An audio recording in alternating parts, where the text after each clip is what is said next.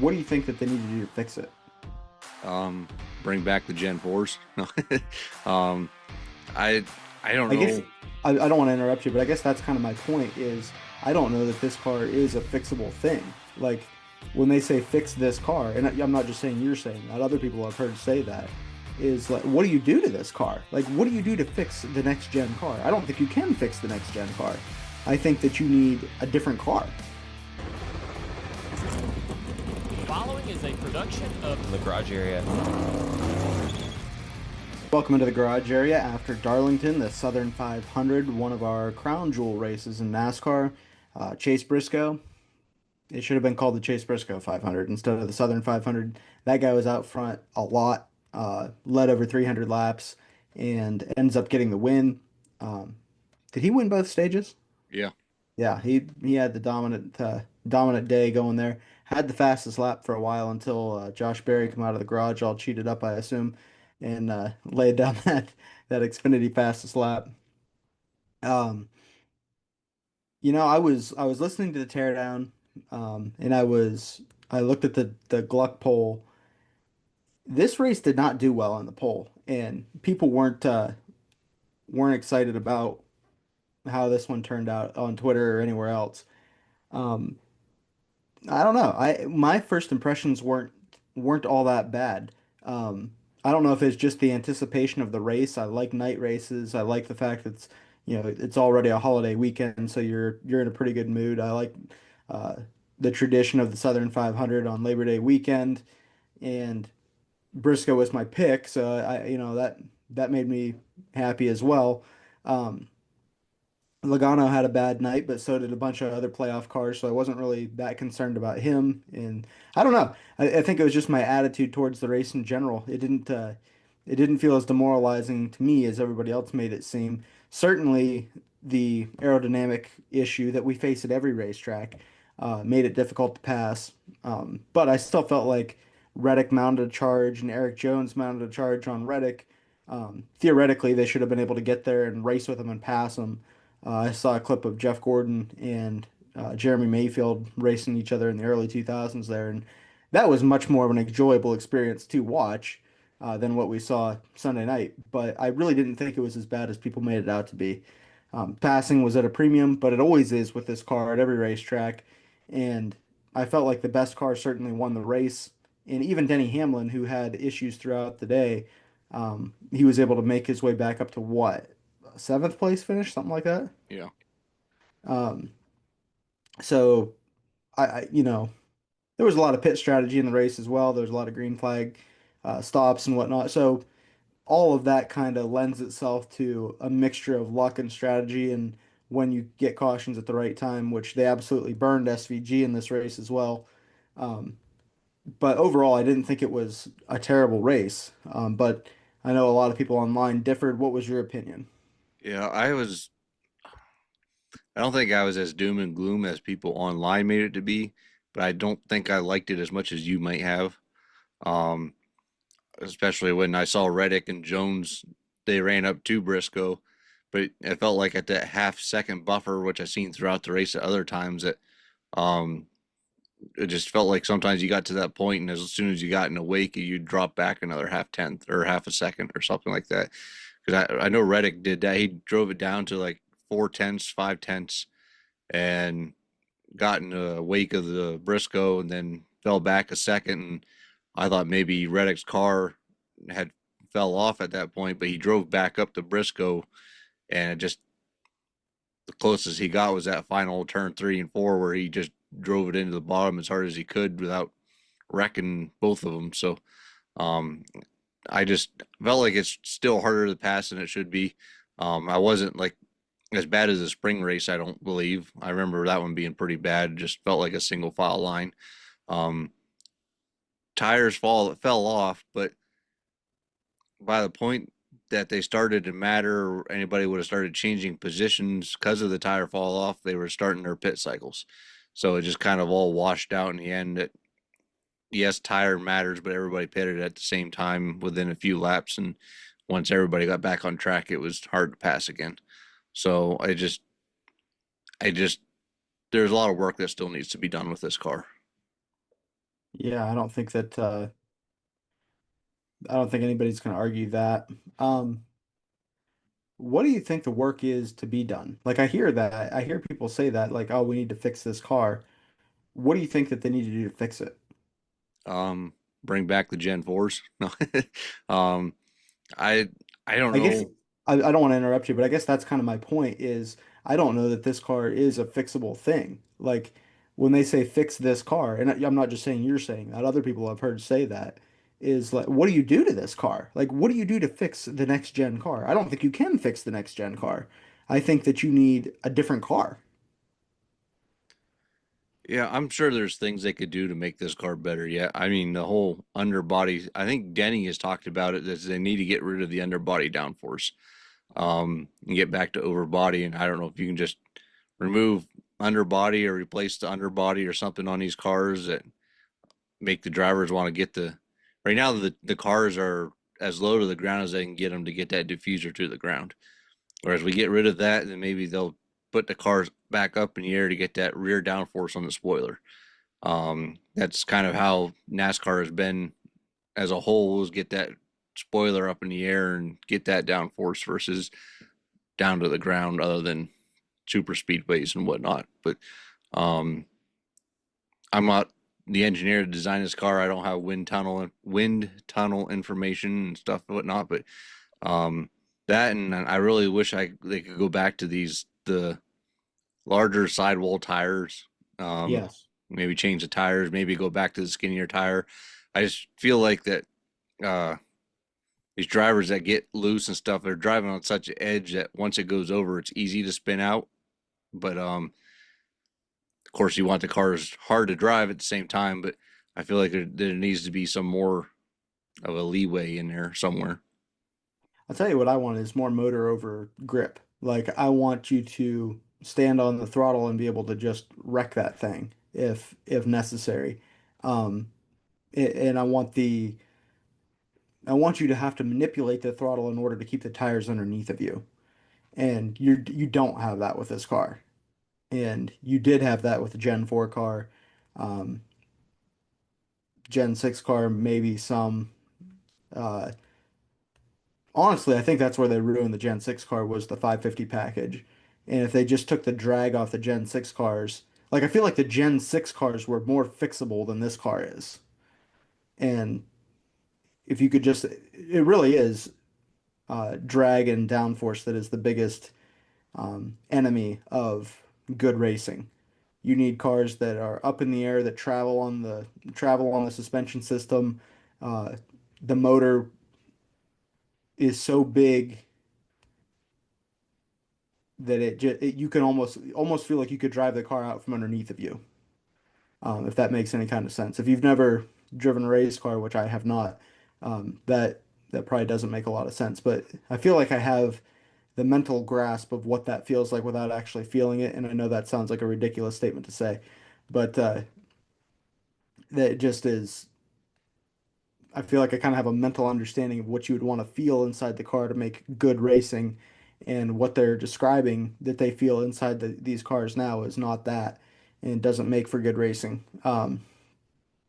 But all that being said, like I didn't think that expectations being what they are, like you know what you're getting in NASCAR Cup Series racing in 2025, and you felt like, Joe Gibbs Racing is a good race team, and the 19 car as a whole should have been fast no matter who was driving it. And then you put in Chase Briscoe talent at Darlington, who won last year in a Stewart-Haas car. It seems like that should have been a marriage made in heaven to win at Darlington, and he did it. So I I can't get upset because it's not like um, Chastain ran up there and just snuck away with a win, or, something like that. And Chastain's good at Darlington too. I'm not arguing that, but Trackhouse hasn't been good throughout the year for the most part. And if he'd qualified on the pole and just stayed there because you can't pass anybody, then I'd have a problem with it. But even Briscoe, when he got back a little bit, and he didn't get very far back in traffic, but when he lost the lead, he was able to drive back up there and take it again. So I don't know. It's not like the greatest race I've ever seen, but I thought it was good for Darlington, much better than the spring race. Yeah, I guess it was definitely better than spring race, but I feel like I saw too much of the aero stuff being involved. So what's that put you at for a rating? Where are you thinking on that? I'll still give it a 6. I mean, it was. I mean, that's all the more I can give it. The end was intriguing watching them run them down and stuff and whatnot, but that's about it. That's what's making me laugh here is because we're always so close in our ratings every week. I still thought like I wouldn't give this like I'm giving it a 7. It's not like I'm giving it such a high rank that I think it's amazing. I just thought that it was pretty average, but yet I was pleased with the outcome. Nothing too super crazy happened. And even the guys that had issues didn't didn't have big enough issues to lose a lot of ground to the playoff cut line or were able to overcome them, like Denny Hamlin. Kyle Busch got spun out and he finished eighth, something like that in the top 10. Um, so it seemed like certain guys could overcome things, and I understand that the pit strategy was a part of that as well. Speaking of guys that couldn't overcome things, Josh Berry ends up getting spun out on lap one. Well, he didn't get spun out. He bottomed out really hard, like three times in a row there in the middle of turn two, and went up there and tagged Tyler Reddick and ended up um, wrecking his car pretty hard. But what was there anybody else involved in that accident? Well, other than Tyler Reddick, Yeah.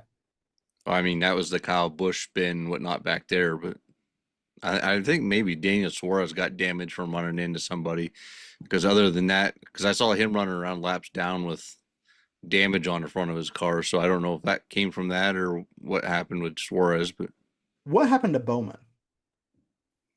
he just didn't have a car and a bad pit stop. I thought somebody said that he had damage prior to that bad pit stop.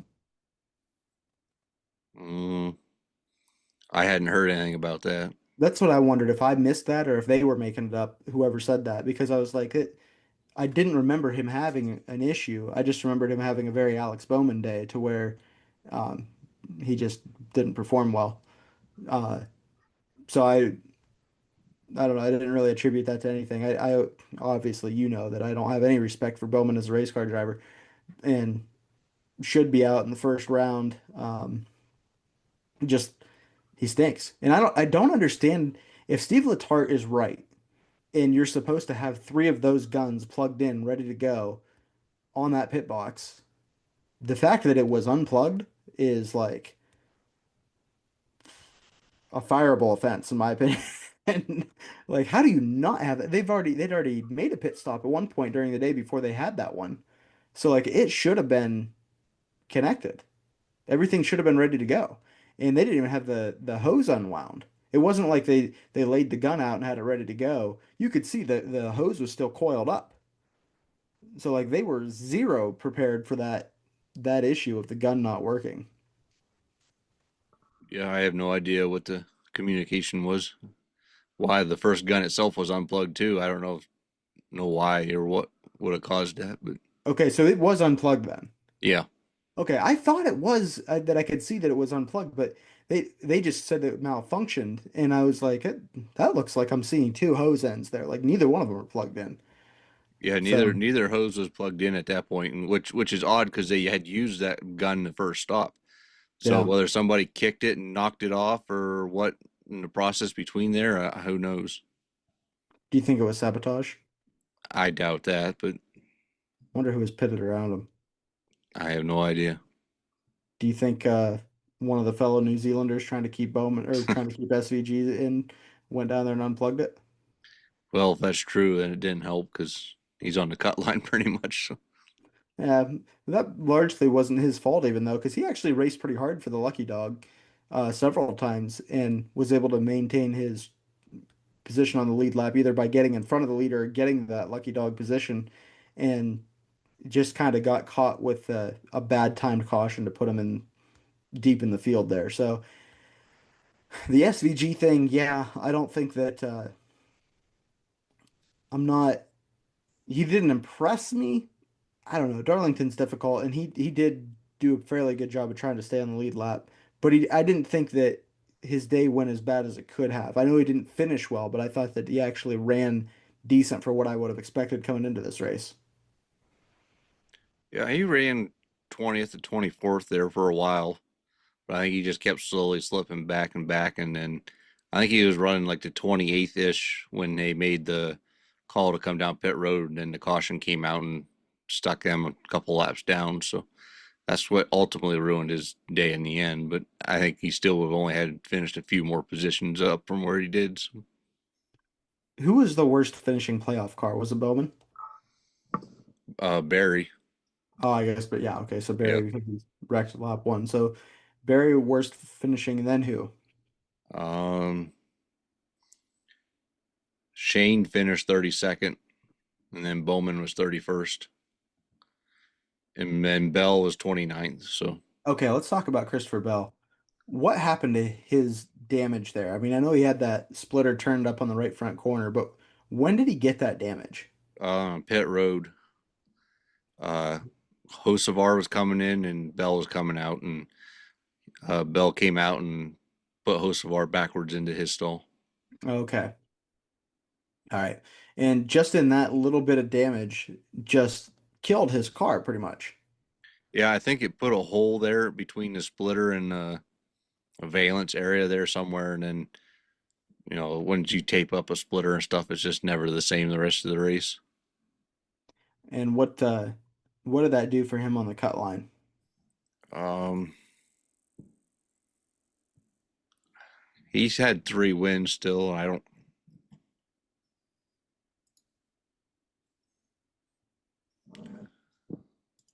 Let's see.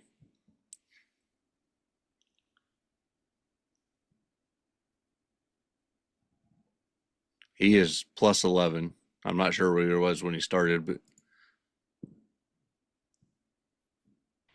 Yeah, and I mean, plus 11 is like you got to be paying attention. oh, definitely, yeah. I mean, it's just amazing how Bell was a championship pick for both of us. Uh, we both had him in our final four. I'm looking at the sheet now. I had him there, and yeah, we both had him in. So he could easily be in trouble in this first round. And that doesn't mean that he's in danger of not making it. I'm just saying that 11 points to the good is you got to be concerned about that. Like, you can't go out there and lay an egg at Gateway. You've got to actually perform. You can't get caught up in a wreck at Bristol. You've got to run in the top probably 15. Which he shouldn't have any real trouble doing that anyways, but who was next highest after him? Um, in the race finish, Yeah, in the race results. Austin Dillon was 23rd. I didn't Then really hear much from him throughout the day. Do you know of anything that kind of led him to be back there, or was that just kind of where he was running? I didn't really hear much of anything from him. I assume that's just where he was running. Yeah. Then who? William Byron is 21st. That was surprising. Joe Logano is 20th. That with Logano, it was kind of like I would have expected him to run in the top five or be in 20th. Like I didn't really see anything in between there. And I know that I had pretty much given up on him when it was starting to get dark and they said that the balance was swinging both ways. Like he was fighting loose and tight. And I was like, okay, we're done. Like he's not doing anything here. But like I said, everybody else had so many issues that I wasn't concerned about him having such an off race for them for Darlington. All of Hendrick Motorsports it seemed like was off. Where's that put Joey on the cut line? I know he's below. He's like three below or something. Yeah, he's 3 below. So we still have Gateway and Bristol in this round. Who's below the cut line right now? Joey Logano by 3, Austin Dillon by 8, Alex Bowman by 19, and the same as Josh Berry. of those four guys, do you think that those are the four guys that will get eliminated in this round? I think Joey moves up, and then and I think Shane goes down. Okay. I'm worried about Elliott there at the line too because he's terrible at Gateway. I think Hendrick is pretty bad at Gateway also, um, but I think Elliott could outrun Shane. That's kind of how I'm looking at it. And Shane has 0 laps at Gateway. Yeah, What about somebody like that? Gateway is a relatively flat track. I've heard from several different people that they look at, Richmond, Gateway, Loudon, even in tracks like that, those flat race tracks. They look at that and say, "Ah, Penske cars, they'll be fast here." Do you look at that the same way? yeah. Do you think that do you think Logano can win Gateway? I think he could. Do you think that Josh Berry could win Gateway? I I don't know. I don't know if Josh Berry has any starts at Gateway. Oh, he would have last year. Never mind. Yeah. Um, and I don't know. I feel like it's not one of those tire tracks that Josh Berry is good at. Um, like Darlington, like he qualified up front of Darlington, or the Richmond where he had a good run. Um, I thought he was going to be good at the mile and a half because he won earlier this year on that Vegas, I think.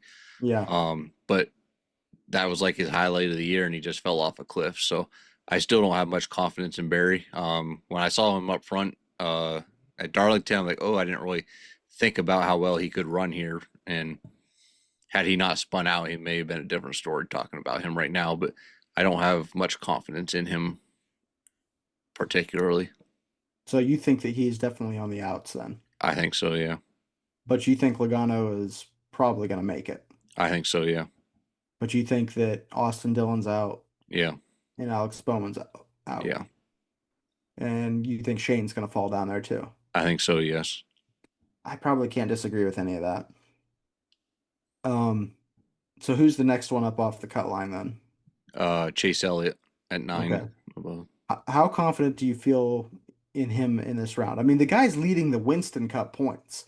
He's had a consistent year, and we're talking about him being, would you say, 9 points off the cut line? yeah. Where did he finish in this race? Uh, Darlington, he finished 17th. And really was not much to be heard from all night. Did that surprise you? And how concerned are you about him making it out of this round? Yeah, ever since the next gen car, uh, Chase has not performed well at Darlington. I remember especially the 2020 year and with the Gen 6 car, he uh he was leading the race, one race with Martin Truex Jr. wasn't quite clear and shoved him up at the wall with a few laps to go. Wrecked both of their cars. I don't remember if it was prior to that. Kyle Busch took him out, just cleared himself up into the hole and spun him out. Um, And what happened so after that? a championship? Is that what you're getting at? I was getting at the gesture that he made to Oh, Kyle the as he the went number by. one. Yeah. Yeah. Um, anyhow, but ever since the next gen car, Chase Elliott just hasn't performed at the tracks you expect him to perform at. Like even the road courses, he's had a couple of highlights there, but he hasn't had been in his dominating fashion. But uh, I have not seen him run very well at all at coming up at we're at Worldwide Technology Yeah. Raceway. Um, so I am pretty worried about him. I just feel like he could outrun uh, Shane enough that he can stay above the cut line at least at Gateway. So as an Elliott fan, that's just who you're looking at. You think Logano's going to get out of that hole, and then one of those two is going to get sucked into it, and you're just hoping that he outruns Shane. Yeah, Okay. Yeah, that's a hard thing to argue with there. Um, who's next? Christopher Bell. And we talked about him, so who's on beyond him? Yeah, Austin Cindric. he was kind of unheard from the whole day and in a good way. Like he didn't run great, I didn't think, and he didn't run bad, and you just didn't hear much about him. And how many points above is he? 12. Yeah, 12. Okay. So that's not bad, especially going into a track where he's won at being Gateway. Um, I don't I'm not concerned about Cindric making it at this point. I think that he'll be okay. Where did he finish in the race? 12th. 12th. So yeah, that's just a pretty overall decent day for him. So um, like I said, quiet in a good way. That's what I'd be looking for. Next up is who? Ross Chastain. And he finished. Do you finish in the top 10? I 11th. Okay. And he was how many points up on the cut line now? 21. Okay. So I'm not worried about Ross at all. I actually think that he probably will perform fairly well at Gateway. And I don't know about Bristol. It's hard to tell. So who's up after that? Blaney. Blaney had a bad night. Got spun out. Can't remember what other issue he had. He had a pit road issue, I think. I don't remember that if he did or. I can't remember what it was. But yeah, he had a bad night. Where did he end up finishing? Um, 20 something.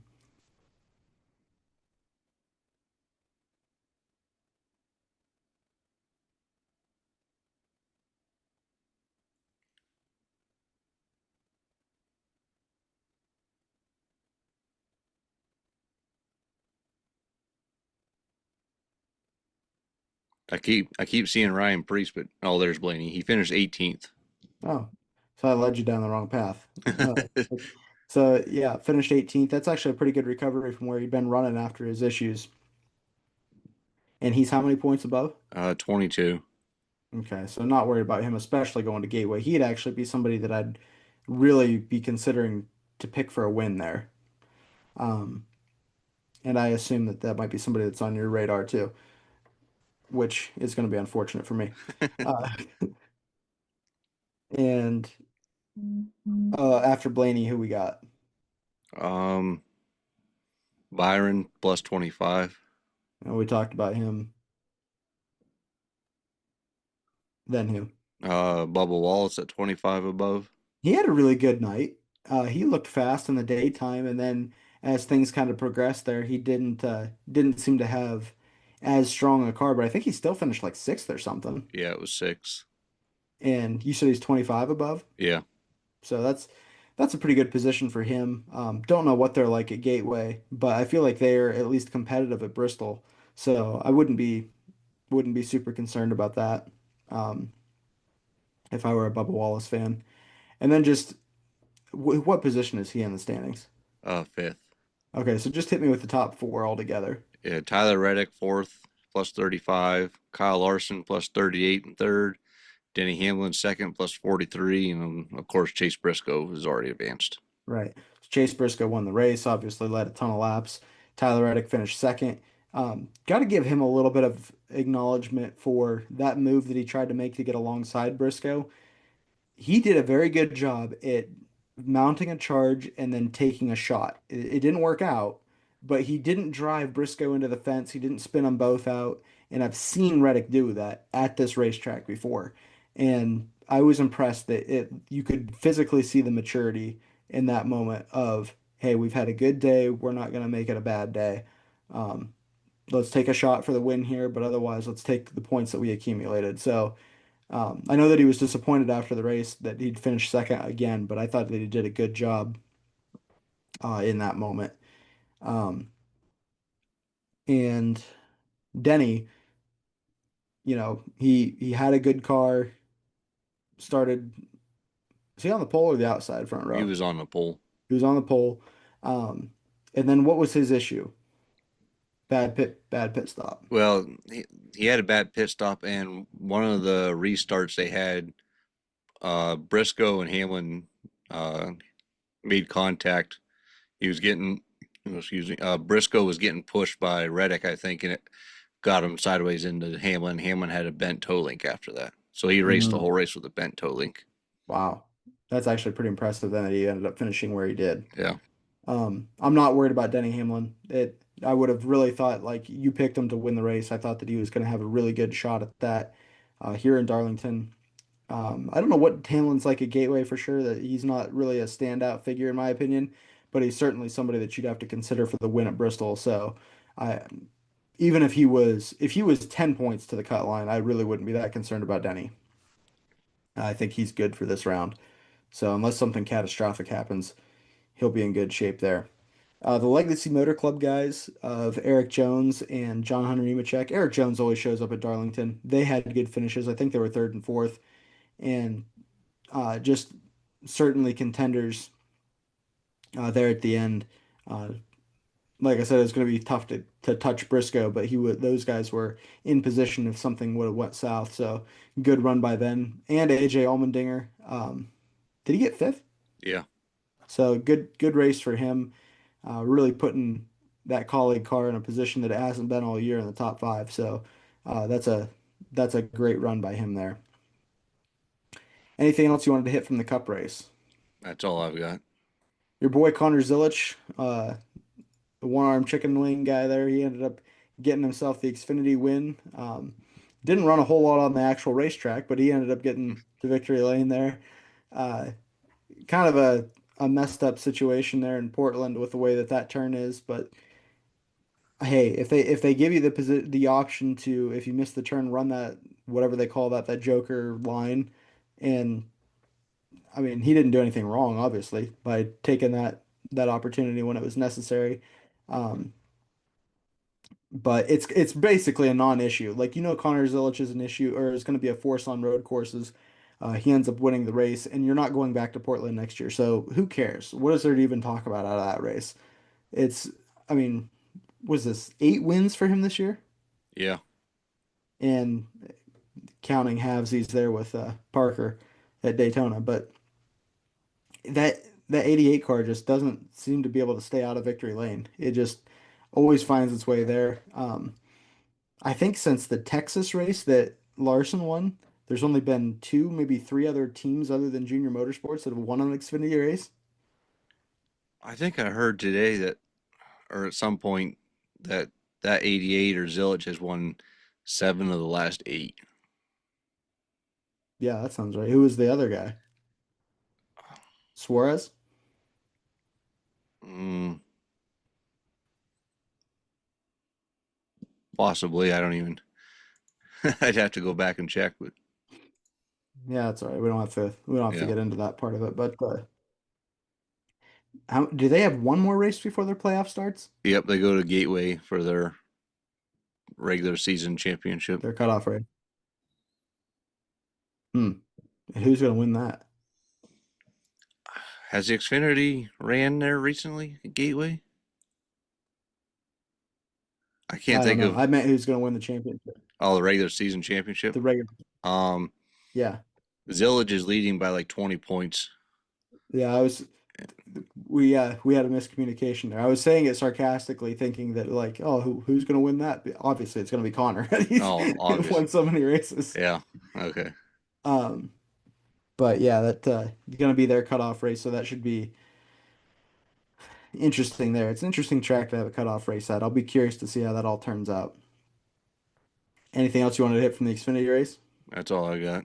There's really nothing to say about the truck race. The best truck in the field in the series ends up winning. Corey Heim kicks off the playoffs with a victory. Would expect nothing less. I think he'll win a race in every round. He's that good. Um, and then I heard Tommy Baldwin say today, or Tommy France, depending on how you view him, say that it's going to be Lane Riggs is going to be the guy that dominates this thing next year. So that'll be interesting to see if that comes to fruition. I think it was Chase Briscoe and Austin Cindric when they were in the Xfinity series together. It seemed like one of those two won every single week. And then I can't remember who went to Cup first. I think it was Cindric. And then it was just the Briscoe show every week after that. And that's kind of what I would expect from Lane Riggs after Heim moves on to whatever he's doing. I've heard several different rumors as to what he's doing, so not really sure where that's going to stack up. Anything else from the truck race? No, not really. I didn't assume so. It's it's kind of boring, honestly, just how much he's dominating. He well deserved. Like you can't take anything away from Corey and what he's doing, but just you know that he's the guy to beat. So it's like Corey Heim. Next week, Cup and Xfinity are going to be at Worldwide Technology Raceway, or Gateway as the rest of us know it as. And the trucks are actually off. So that's what we'll be looking forward to this upcoming week. Make sure that you follow our social medias on X at Garage Area, Instagram at the Garage Area, TikTok at the.garage.area. Follow my personal X account, Adam White _22, and Ryan at Ryan WW924. And we will talk to everybody after Gateway.